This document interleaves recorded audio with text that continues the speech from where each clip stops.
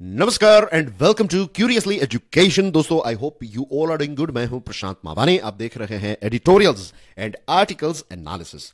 दोस्तों, आज हमारे टेबल पर हैं 5 इंपॉर्टेंट टॉपिक्स, लेकिन उससे पहले सुकरात, अंग्रेजी में हम इनको सोक्रेटिस कहते हैं, उन्होंने यहां पर जो बात बताई है काफी इंटरेस्टिंग है, काफी डीप मीनिंग वाली बात है। और सुकरात की जो बातें होती हैं, सोक्रेटिस की जो बातें होती हैं, वो सिर्फ बातें नहीं होती है, वो अपने अनुभव का जो निचोड़ है वो हमारे साथ शेयर करते हैं। देखिए, वहां यहां पर ये कहते हैं इस कोट में, the secret, right, pay attention to every single word here, the secret of change. अगर हम एक बदलाव जो है उसको लाना चाहते हैं तो हमें क्या करना चाहिए? हमारी सारी ताकत जो है, सारी एनर्जी, जितनी भी एनर्जी हमारे पास है, ये सारी एनर्जी को हमें जो पुरानी चीजें हैं उससे लड़ने के लिए नहीं, लेकिन जो नई चीज है उसको बिल्ड करने में हमें इन्वेस्ट करनी चाहिए। इसका एक एग्जांपल यहां पर देना चाहूंगा। लेट्स से कि आप कोई एक नई हैबिट जो है वो इंस्टॉल करना चाहते हैं अपने जीवन में, तो जनरली हम क्या करते हैं कि जो पुरानी आदत होती है उसको डिलीट करने में हम हमारी एनर्जी जो होती है उसको इन्वेस्ट करते हैं। हमें ऐसा नहीं करना है। हमें क्या करना है? जो नई हैबिट है उसको इंस्टॉल करने में हमें हमारी एनर्जी जो है वो इन्वेस्ट करनी है। और ऐसा जब हम करते हैं तो चीजें जो है वो थोड़ी आसान हो जाती हैं। यहां पर सोक्रेटिस ने जो बात बताई है उस पर मैं एक और चीज ऐड करना चाहता हूं, एंड दैट इज कि दोस्तों, हमारा जो दिमाग है, हमारा जो पूरा क्रिएशन ही कुछ हमारा इस प्रकार का है कि हम जो है वो नेचुरली ऐसी चीजों की तरफ आकर्षित होते हैं जो हमें प्लेजर देती हैं, जिससे हमें खुशी मिलती है।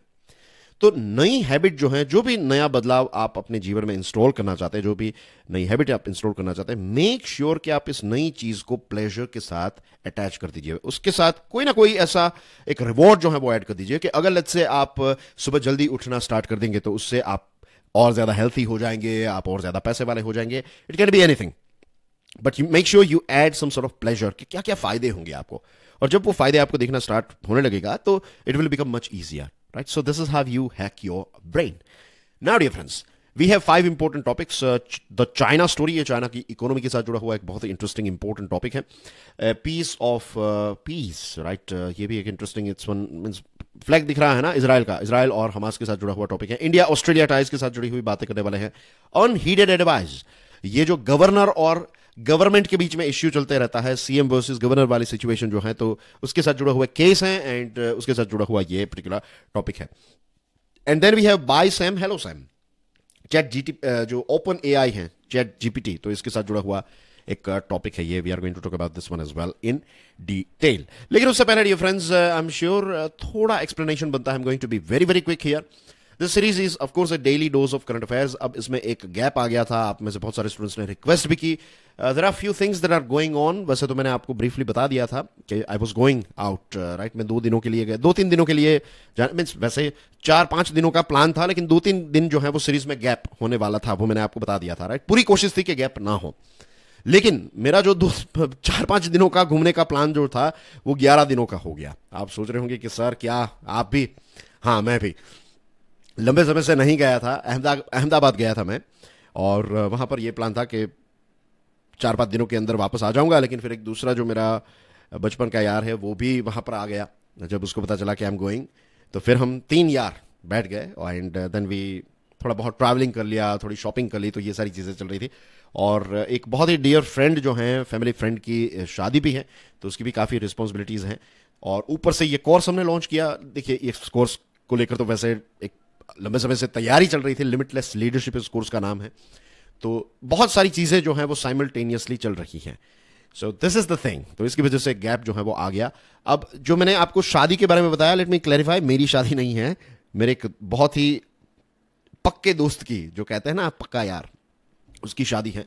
छोटे भाई जैसा है मेरा, और उसकी भी कुछ रिस्पॉन्सिबिलिटीज हैं। तो फॉर एग्जाम्पल, आज दोपहर हमें जाना है, फिर कल जाना है, राइट। 26 को पार्टी है और 27 को शादी है। तो 28 से चीजें जो है वो बैक टू नॉर्मल होगी। जब जब पॉसिबल होगा, I will create this series, I will create the lecture, लेकिन थोड़े गैप्स जो हैं वो आने वाले दिनों में इस हफ्ते आने वाले हैं। तो मैं पहले से ही आपको इस चीज़ के बारे में बता दे रहा हूं, राइट। और ऐसा बिल्कुल प्लान नहीं है कि इस सीरीज को बंद किया जाए, नहीं, ये सीरीज चलती रहेगी। लेकिन एज यू कैन अंडरस्टैंड, ये कोई काम ऐसा नहीं है कि मैं किसी और को दे दूं कि बता दूं कि भाई आप ये वीडियो आज के दिन बना लेना, राइट। मुझे ही बनाना पड़ता है, एंड यू नो के रीडिंग करके सारे पॉइंट्स को अच्छी तरीके से अरेंज करके आपके सामने रखना है तो उसमें वक्त लगता है, as you can understand, right. तो ये 3-4 घंटों का जो अफेयर रहता है, मीन्स अगर कहीं पर बाहर जाना है या फिर ऐसे कोई काम है तो अनफॉर्चुनेटली इसमें गैप्स आ जाते हैं। तो but don't worry, right, now let's focus on this thing, the China story. Business standard का एक बहुत इंटरेस्टिंग आर्टिकल है, growth has slowed but dominance remains. क्या इंटरेस्टिंग लाइन है ये। चाइना की जो स्टोरी की बात करें तो ग्रोथ में एक स्लो डाउन देखने को मिला है, लेकिन चाइना का डोमिनेंस जो है वो तो वही बरकरार है। सो बड़ा प्रश्न जो है वो ये है कि is China's role in the world economy for the past few decades as the predominant generator of growth coming to an end. एक पिछले 2 दशकों से 3 दशकों से अगर आप देखेंगे तो चाइना जो है वो वर्ल्ड इकोनॉमी पर राज करने लगा था, बहुत बड़ी ताकत बन गया, राइट, पूरी दुनिया के लिए ग्रोथ का एक बूस्टर बन गया। तो क्या अब ये चाइना का जो रोल रहा है, क्या इसका अंत आ रहा है, आज हम देखने वाले हैं। चाइना की जीडीपी की बात करें, मींस जो चाइना की जीडीपी का जो शेयर है ग्लोबल, तो वो इट्स समवेयर अराउंड 18.4% 2021 में, राइट। ये 18.4% था। 2023 में देखिए इट बिकेम 17%। तो यहां पर 1.4% का ड्रॉप अपने आप में एक बहुत बड़ा आंकड़ा है, right. We are talking about China's GDP share in the world. और सेकंड ऐसा ईयर रहा, कॉन्सिक्यूटिव ईयर रहा, जिसमें हमें श्रिंकेज देखने को मिला। और उसके पीछे भी बहुत सारे रीजंस हैं। देखिए चाइना जो है उसने कुछ देशों के साथ रिलेशंस जो है वो काफी ज्यादा खराब कर दिए हैं चाइना के एरोगेंस की वजह से। यूएसए उससे काफी ज्यादा नाराज हो गया है।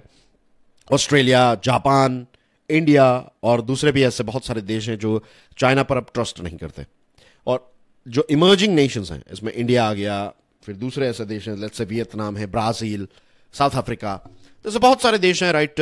आसियान के जो देश हैं, मैंने वियतनाम का नाम लिया, उसके साथ 9 दूसरे देशों को आप ज्वाइन कर दीजिए, Bangladesh, there are so many other countries, जिसमें अब इमर्जिंग नेशंस और यूएसए जैसे देश जो हैं तो उनका थोड़ा ग्रोथ जो है वो डोमिनेंट रहेगा कंपेयर टू चाइना। ये सारे देशों में ग्रोथ जो है वो अच्छा रहने वाला है। चाइना की इकोनॉमी जो है वो इंटरनल चैलेंजेस से गुजर रही है। चाइना का जो रियल एस्टेट सेक्टर है, चाइना की जीडीपी जो है उसमें बहुत बड़े कंट्रीब्यूशन का काम जो है वो रियल एस्टेट सेक्टर करता है। लेकिन रियल एस्टेट सेक्टर जो है वो काफी ज्यादा प्रॉब्लम में है। और देखिए रियल एस्टेट सेक्टर जब प्रॉब्लम में आता है तो डायरेक्टली आप समझ लीजिए बैंक्स जो है वो प्रॉब्लम्स में आ जाती है, क्योंकि बड़े बड़े प्रोजेक्ट्स, बड़े बड़े इन्वेस्टमेंट किए जाते हैं bye banks, right, loans provide की गई है एंड थिंग्स। तो बैंक्स ट्रबल में आती है तो इकोनॉमी, शेयर मार्केट, इसकी पूरी एक रिपल इफेक्ट जो है वो पूरी इकोनॉमी में देखने को मिलती है। तो वही चीज जो है वो चाइना में हो रही है। इसको रीबैलेंस करना जो है it's going to be definitely difficult for China. और चाइना जो है वो अब ऐसी सिचुएशन में है कि उसमें इन्वेस्टमेंट जो है वो उतना ज्यादा रिलायबल नहीं रहा है, क्योंकि अभी ट्रबल का समय चल रहा है, प्रॉब्लम्स चल रहे हैं, वहां पर इंटरनल चैलेंजेस चल रहे हैं। तो इसकी वजह से, इकोनॉमिकल चैलेंजेस ऑफ कोर्स, तो इसकी वजह से इन्वेस्टमेंट के लिए चाइना उतना ज्यादा ओके नहीं है। लेकिन मीन्स आप फिर इसको किस एंगल से देख रहे हैं। कई बार ऐसा भी होगा कि सारी चीजों की प्राइस कम हो रही है, इन द सेंस कि अगर शेयर मार्केट में ड्रॉप है तो it is considered a good time.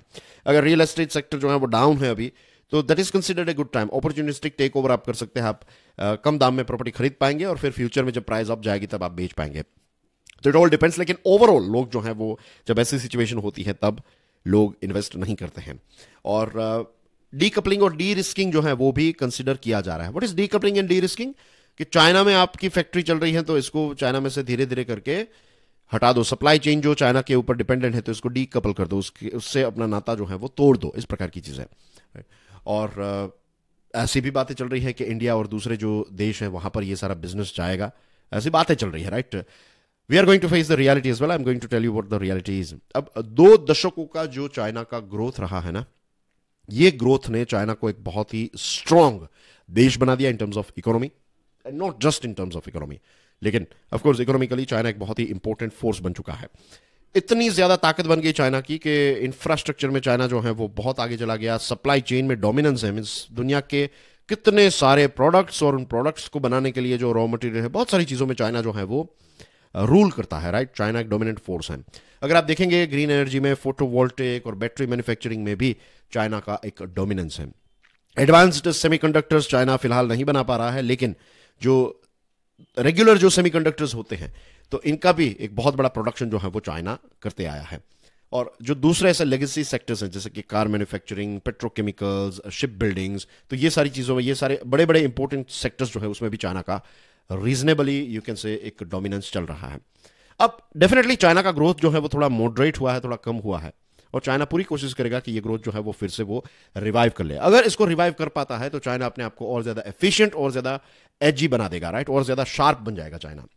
उसके बाद उसको बीट करना जो है is going to be nearly impossible. I am not saying impossible but nearly impossible, very very difficult.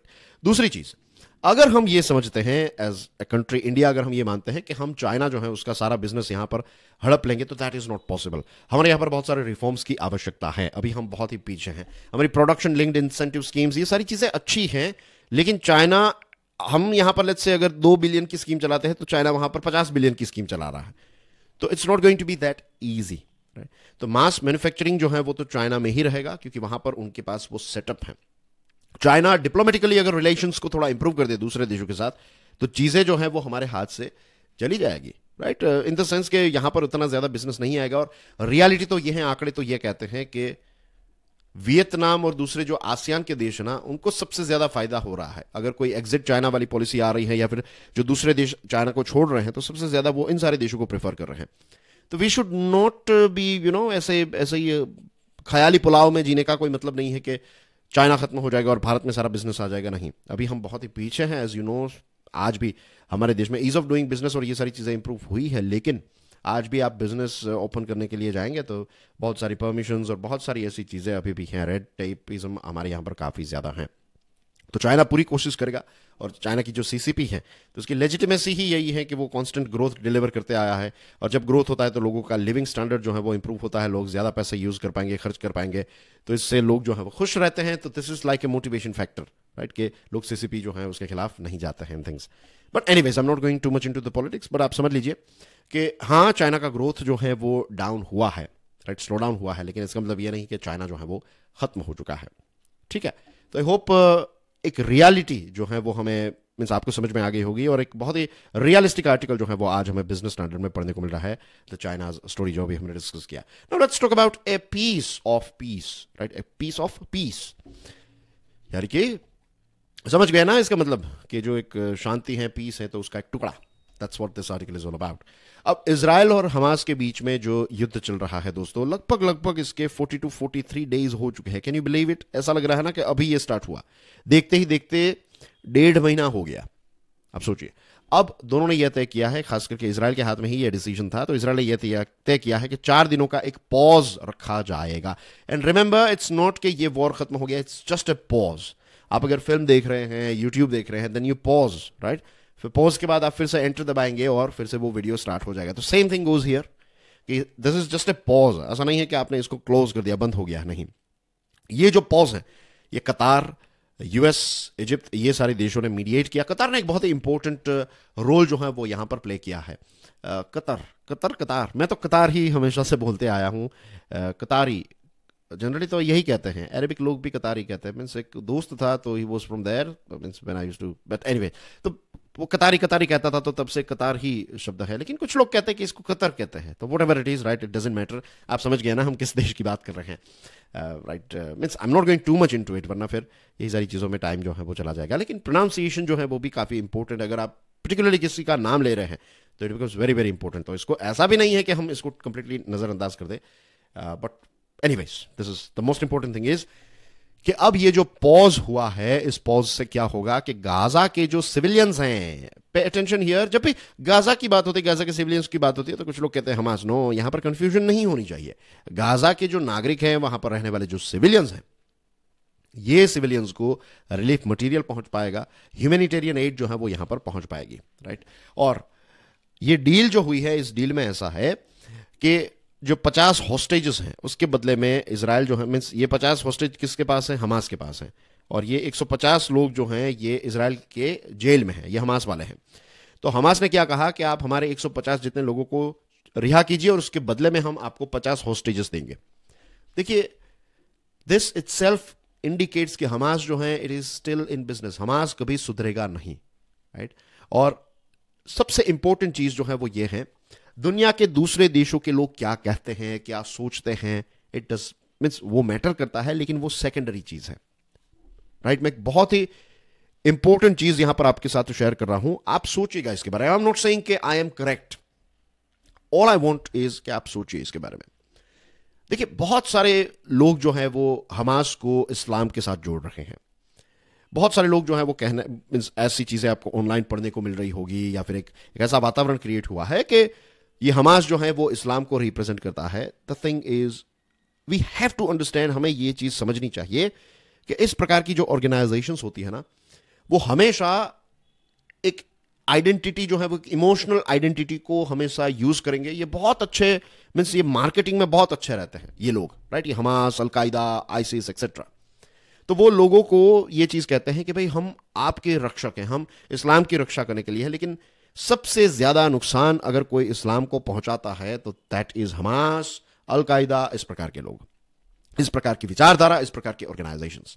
अगर आप खालिस्तानियों की बात करें, अब खालसा शब्द जो है उसका क्या मतलब होता है और खालिस्तान की जो डिमांड है उसकी क्या हरकतें हैं, उसमें कितना बड़ा डिफरेंस है। लेकिन लोगों को सबसे ज्यादा विजिबल क्या होगा, जो पग पहनी है, जो पगड़ी पहनी है सरदार जी ने, वो सबसे ज्यादा विजिबल होगी। तो क्या सोचेंगे कि सारे सरदार जो हैं वो खालिस्तान की डिमांड कर रहे हैं, लेकिन रियलिटी ऐसी है नहीं। अगर हिंदुइज्म की बात करें तो हिंदुइज्म जो है means it is a way of life, Hindu धर्म हम कहते हैं, या फिर सनातन धर्म अगर आप देखेंगे तो सनातन धर्म का तो बेस ही यही है कि जितने भी अलग अलग प्रकार हैं सारे प्रकारों को एक्सेप्ट करना, टॉलरेट करना जो है ना, there is a big difference. मैं कई बार देखता हूं कि बड़े बड़े पॉलिटिशियंस जो हैं वो इस शब्द का इस्तेमाल कर रहे हैं, टॉलरेट, कि वी टॉलरेट। टॉलरेट का मतलब क्या होता है पता है? कि मैं बर्दाश्त करते जा रहा हूं, मेरा पड़ोसी जो है वो प्रॉब्लम्स क्रिएट कर रहा है, लेकिन मैं टॉलरेट कर रहा हूं कि कोई बात नहीं, छोड़ दो यार, मैं बहुत अच्छा इंसान हूं, भले ही वो थोड़ा बहुत इश्यूज क्रिएट कर रहा हो, मैं बर्दाश्त करूंगा, कोई बात नहीं। नो, हमारी संस्कृति जो है it's not about toleration, it's not about tolerating things, right. हमारी संस्कृति जो है, मैं भारत की संस्कृति की बात कर रहा हूं, right, it is about acceptance. आप सोचिएगा इसके बारे में, आप डिस्कशन कीजिएगा अपने पेरेंट्स के साथ, या फिर आपके जो ग्रैंड पेरेंट्स हैं, राइट, उनके साथ इन चीज़ों को डिस्कस कीजिएगा। अगर आपके कोई प्रोफेसर हैं तो उनके साथ इस चीज़ को डिस्कस कीजिएगा कि एक्सेप्टेंस की बात जब आती है ना, व्हेन मींस टॉलरेट में मैंने आपको एग्जांपल दिया, एक्सेप्टेंस में क्या होता है कि नहीं, आप जैसे हो, आई एक्सेप्ट यू। अगर आप नमाज पढ़ते हो, इट्स फाइन, आप भी उसी ऊपर वाले की पूजा कर रहे हो जिसकी मैं कर रहा हूं, नाम अलग है, शक्ति तो एक ही है। अगर आप चर्च जाते हो, इट डजंट मैटर। अगर आप मंदिर जाते हो, then as well we are okay. अगर आप गुरुद्वारा जाते हो, सिनेगोग जाते हो, जो भी है, we all are praising the same energy, ठीक है। तो इस प्रकार की जो एक विचारधारा है, इसको कहते हैं एक्सेप्टेंस। ये धरोहर, ये सूफीज्म में भी आपको देखने को मिलेगी, एंड दैट्स द रीजन कि दुनिया के सबसे पुराने मस्जिद जो है वो भारत में देखने को मिलेंगे। मंदिर तो है ही, राइट, दुनिया के सबसे पुराने मंदिर भारत में है, दुनिया के सबसे पुराने चर्चेस आपको भारत में देखने को मिलेंगे। पारसी कम्युनिटी हमारे यहां पर रहती है, राइट, प्राउडली। यहूदियों की बात करें तो यहूदी ये कहते हैं कि दुनिया में एक ऐसा देश है जिसमें हमें कभी भी धर्म की वजह से प्रताड़ित नहीं किया गया, हमें धर्म की वजह से कभी इश्यू क्रिएट नहीं हुआ, तो that is India. So we have to understand this thing कि ये जो हमास है ना, इसकी वजह से सबसे ज्यादा लोग परेशान हुए हैं। तो हमास को सबसे पहले तो गाजा के जो लोग हैं, गाजा के लोगों ने हमास को एक्सेप्ट किया। देखिए, कुछ ऐसे सर्कमस्टेंसेस हुए होंगे कि उन्होंने पॉलिटिकली हमास को इलेक्ट किया, लेकिन अब गाजा के लोग जब तक हमास को सपोर्ट बंद नहीं करेंगे, हमास वहां पर लोगों को डराता है, ये सारी चीजें, लेकिन लोगों के सपोर्ट के बिना हमास वहां पर एग्जिस्ट नहीं कर सकता। तो हमास को अगर हमें एग्जिट करना है, इसको हटाना है, तो सबसे पहले गाजा के लोगों को एक स्टैंड लेना पड़ेगा कि आप टेररिस्ट अटैक करते हैं और आपकी वजह से फिर मासूमों की जान चली जाती है। This is number one thing that Hamas Gaza के लोगों को करने की जरूरत है। People should boycott Hamas. और ये टेरेन ही ऐसी है, गाजा स्ट्रिप हमने मैप में भी देखी थी, राइट, तो यहां पर सिविलियन कैजुअलिटीज जो है वो तो होगी ही होगी। अब ये वाला जो क्षेत्र है ना, ये वेस्ट एशिया वाला क्षेत्र, इसमें बहुत सारे अच्छे डेवलपमेंट्स हुए थे, डिप्लोमेटिक डेवलपमेंट्स। अब्राहम एकॉर्ड्स हुए, टर्की और यूएई के बीच में एफटीए फ्री ट्रेड एग्रीमेंट हुआ, ईरान और सऊदी अरेबिया के बीच में इंप्रूवमेंट हुआ, टाइज हुई, राइट, चाइना में इसकी एक मीटिंग हुई थी। लेकिन कुछ जगहों पर नेगेटिव चीजें हुई, जैसे कि लेबनान सीरिया जो है ये काफी कमजोर हो गए और यहाँ पर नॉन स्टेट एक्टर्स जो है वो आ गए। फॉर एग्जांपल यहाँ पर हिजबुल्लाह है, सीरिया में आईसिस और इन सारे ऑर्गेनाइजेशंस का जन्म हुआ। और पैलेस्टाइन वाला जो क्वेश्चन है वो आज भी अभी सॉल्व नहीं हुआ है।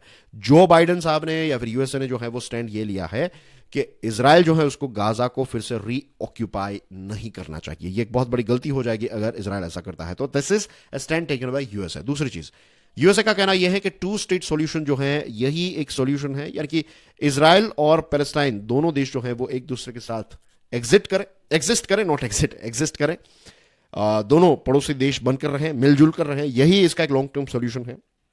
और भारत का स्टैंड जो है वो भी टू स्टेट सॉल्यूशन वाला ही है, राइट। अब देखते हैं आगे इसमें क्या होता है। बात करते हैं इंडिया ऑस्ट्रेलिया टाइज के बारे में। डियर फ्रेंड्स, 2+2 डायलॉग हुआ। 2+2 में क्या होता है, जो नए स्टूडेंट्स हैं उनको बता दूं कि इंडिया के, हमारे देश के जो डिफेंस मिनिस्टर हैं और हमारे देश के जो फॉरेन मिनिस्टर हैं उनकी मुलाकात होती है ऑस्ट्रेलिया के डिफेंस और फॉरेन मिनिस्टर के साथ, राइट। तो इसको 2+2 फॉर्मेट कहा जाता है। अब ऑस्ट्रेलिया हमारे लिए इंपॉर्टेंट है, राइट। क्रिकेट खेलते हैं, अभी वर्ल्ड कप उनसे ही आ रहे हैं।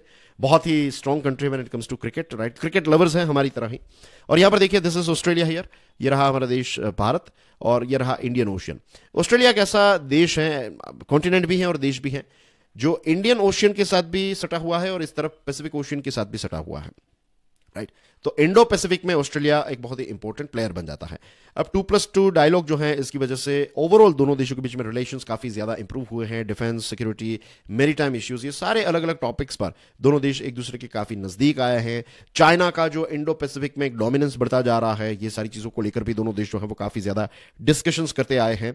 और जो ग्लोबल इश्यूज हैं, जैसे कि वेस्ट एशिया में जो इश्यूज चल रहे हैं, यूरोप में जो ऑफकोर्स वी नो कि यूक्रेन और रशिया की युद्ध, तो इसकी वजह से क्या क्या इंपैक्ट आ रही है, तो ये सारी इंपॉर्टेंट चीजें जो हैं ये भी दोनों देश जो हैं वो डिस्कस करते आए हैं, राइट। और ओवरऑल अगर आप देखेंगे तो जब से 2+2 डायलॉग की शुरुआत हुई है, आई थिंक सितंबर 2021 से इसकी शुरुआत हुई, और तब से यू विल फाइंड के दोनों देशों के बीच में काफी ज्यादा एक लगाव जो है वो काफी ज्यादा बड़ा है। बहुत सारी मीटिंग्स हुई।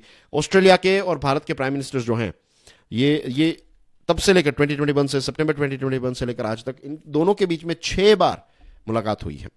तो दिस इंडिकेट्स के 2+2 की वजह से दोनों देशों को काफी ज्यादा फायदा हुआ है, राइट। और दूसरे ऐसे फॉरम्स जो हैं उसमें भी एंगेजमेंट्स बढ़ी हैं, जैसे कि quad, quad, right. Australia, Japan, USA और इंडिया, ये 4 देशों ने मिलकर इसको क्वाड्रिलेटरल जो है, तो इसको शॉर्ट फॉर्म है क्वाड। तो ये क्वाड के 4 मेंबर्स हैं। मार्च में दोनों ने अनाउंस किया कि जो डिग्रीज हैं, राइट, एजुकेशनल डिग्रीज, ये म्यूचुअली रिकॉग्नाइज की जाएगी। यानी कि अगर आपने भारत से डिग्री प्राप्त की है, बैचलर्स खत्म किया, और ऑस्ट्रेलिया में जाकर अगर आप मास्टर्स करना चाहते हैं तो वहां से फिर से आपको बैचलर नहीं करना पड़ेगा। भारत की बैचलर्स की डिग्री जो है वहां पर वैलिड मानी जाएगी। तो इस प्रकार की चीज़ें हुई है। और हमारे बहुत सारे स्टूडेंट्स जो हैं वो ऑस्ट्रेलिया जाते हैं, एज वी ऑल नो। हमारे बड़े बड़े शहरों में स्टडी इन ऑस्ट्रेलिया के बोर्ड्स होते ही हैं। तो ये सारी चीज़ें तो आप भी देखते हैं, तो उस पर और ज्यादा डिटेल्स में नहीं जा रहा हूं। लेकिन ये जो स्टेप है, ये म्यूचुअल रिकॉग्निशन ऑफ डिग्रीज, इससे हमारे लाखों स्टूडेंट्स जो हैं उनको काफी ज्यादा फायदा हुआ। दूसरी चीज, दोनों के बीच में कॉम्प्रिहेंसिव ट्रेड पैक्ट हुआ है, राइट, फ्री ट्रेड एग्रीमेंट। और टारगेट ये है कि ईयर एंड तक ये चीज जो है वो साइन की जाएगी। तो कॉम्प्रिहेंसिव ट्रेड पैक्ट जो होता है, तो फ्री ट्रेड एग्रीमेंट से काफी ज्यादा फायदा होता है, राइट। ट्रेड काफी ज्यादा बढ़ जाता है। एजुकेशन, मिलिट्री, डिप्लोमेटिक, इकोनॉमिक, ये अलग अलग लेवल्स पर एंगेजमेंट काफी ज्यादा बढ़ी है। और दूसरी जो चीज है वो ये है कि ओवरऑल अगर आप देखेंगे तो रिलेशंस अच्छे हैं। लेकिन एक ऐसी चीज है जिसकी वजह से इनमें से जो काटा है रास्ते में, तो दैट इज ये खालिस्तान वाला टॉपिक। बहुत सारे खालिस्तानी विचारधारा वाले लोग जो हैं वो ऑस्ट्रेलिया पहुंच गए हैं, ऑस्ट्रेलिया में रहते हैं। और भारत ने इस चीज को कैनबेरा के साथ, कैनबेरा जो है वो ऑस्ट्रेलिया का कैपिटल है।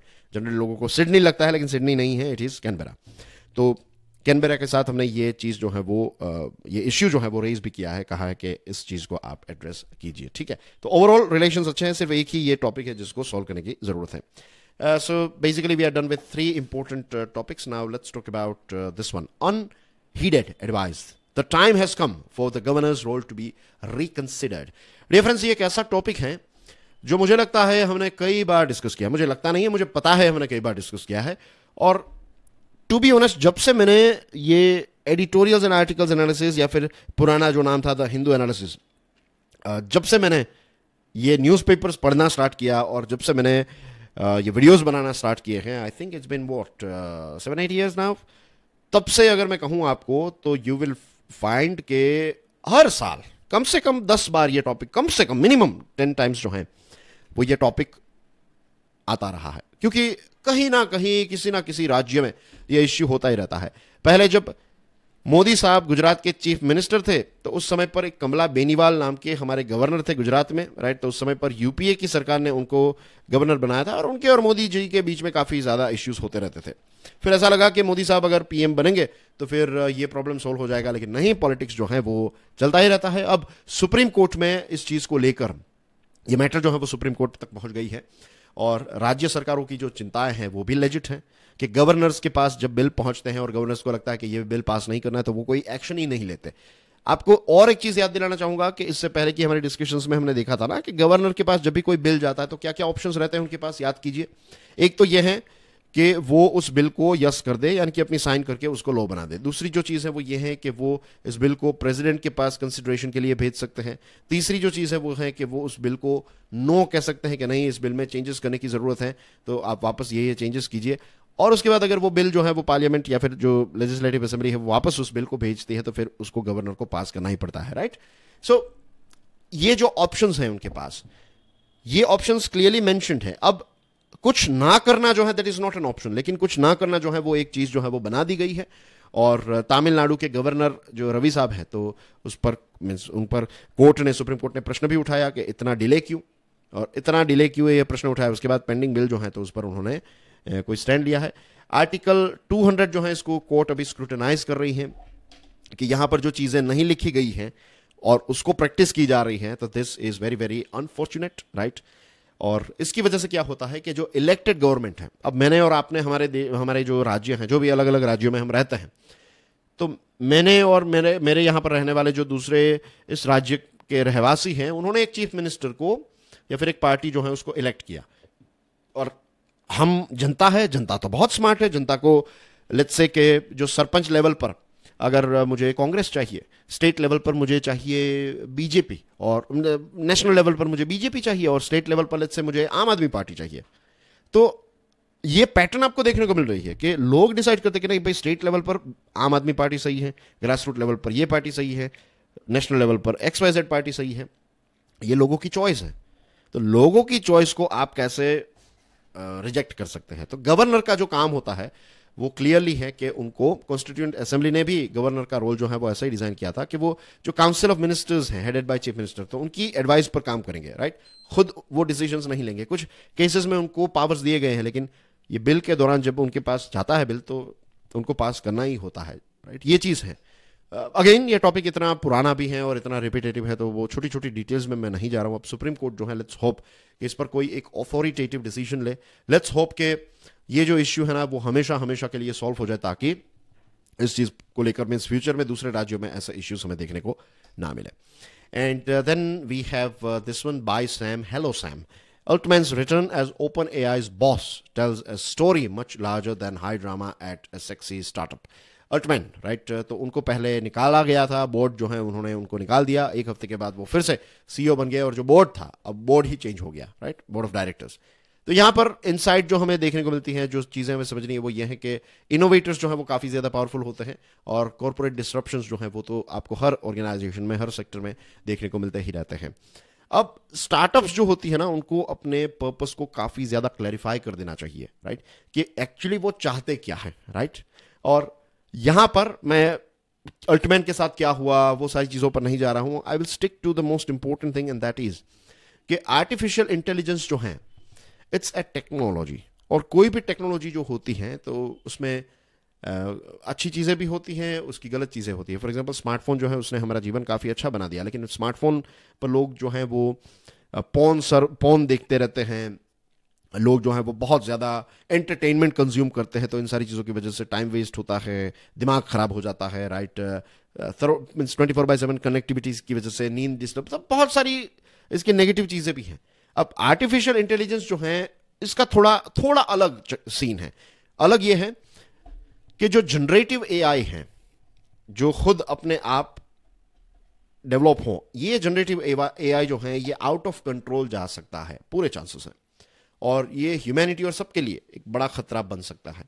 तो इसको रेगुलेट करना जो है, अभी से रेगुलेट करना जो है वो बहुत ही इंपॉर्टेंट है, वरना चीजें जो है वो बहुत ज्यादा आउट ऑफ हैंड चली जाएगी, ह्यूमैनिटी के लिए एक बहुत बड़ा खतरा बन सकता है। और हमारे यहां पर अनफॉर्चुनेटली हम इसमें बहुत ही पीछे हैं। तो we need to work on this thing, particularly Indian government. और अभी मोदी साहब ने भी जो डीप फेक और इनके बारे में बात बताई थी, तो अब जैसे मैंने इससे पहले की जो मीन्स जो डिस्कशन हुई थी, एक वीडियो भी मैंने बताया था डीप फेक पर, स्टडी ग्लोव्स पर हमने लॉन्च किया था, तो उसमें कहा था कि अब सरकार जो है वो इसको अच्छी तरीके से रेगुलेट करेगी, क्योंकि पीएम लेवल तक इसकी बातचीत जो है वो चली है। पीएम ने खुद इस टॉपिक को डिस्कस किया है। So that's basically everything in today's discussion, dear friends. Right, do connect with me on the Telegram channel. Telegram channel की लिंक जो है वो आपको इस वीडियो के डिस्क्रिप्शन में मिल जाएगी।